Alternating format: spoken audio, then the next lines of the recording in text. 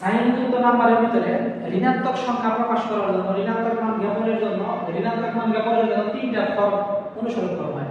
একটা হলো sign magnitude form, আরেকটা হচ্ছে 2s কমপ্লিমেন্ট ফর্ম, আরেকটা হচ্ছে 1s কমপ্লিমেন্ট ফর্ম, আরেকটা হচ্ছে 2s কমপ্লিমেন্ট ফর্ম। মানে ঋণাত্মক সংখ্যা অনেক সময় অবজেক্টিভ প্রশ্ন আসে, ঋণাত্মক মান জ্ঞাপনের জন্য এটার কয়টা ভাগ হয়েছে বা কয়টা রূপ আছে, এটা তিনটা রূপ আছে। একটা কি sign magnitude form, 2s complement form, 1s complement form, 2s complement form. Sir এবার বাংলা এটা দেখতে একটু সহজ শুরু করি। সাইন ম্যাগনিটিউড ফর্ম মানে হচ্ছে প্রকৃত মান কত,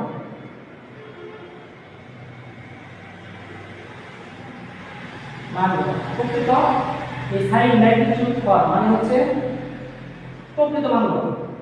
আর 1s কমপ্লিমেন্ট ফর্ম মানে হলো একের পরিপূরক। তারপর 2s কমপ্লিমেন্ট ফর্ম মানে কি,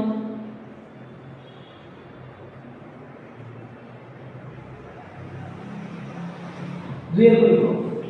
স্যার ঋণাত্মক মান জ্ঞাপনের জন্য এটাতে তিনটা ভাগ আছে। আবার বলতেছি, একটা সাইন ম্যাগনিটিউড ফর্ম মানে হচ্ছে প্রকৃত মান কত, 1s কমপ্লিমেন্ট ফর্ম মানে হলো 2 এর একের পরিপূরক, 2s কমপ্লিমেন্ট ফর্ম মানে হচ্ছে 2 এর পরিপূরক।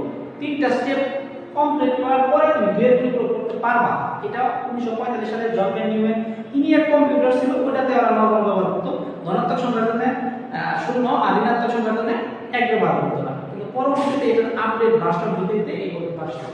এইটার প্রত্যেকটা সংখ্যার রূপ নিয়ে আমি তোমাদের আগামী কোনো একটা ক্লাসে বিস্তারিত আলোচনা করব। সাইন ম্যাগনিটিউড ফর্ম সংখ্যাটা কিভাবে গঠন করা হয়েছে, তারপর 1s কমপ্লিমেন্ট ফর্ম কিভাবে করা হয়েছে, 2s কমপ্লিমেন্ট ফর্ম কিভাবে করা হয়েছে, এটা নিয়ে বিস্তারিত তোমাদের সাথে আলোচনা করব। আজকের মতো এই পর্যন্তই।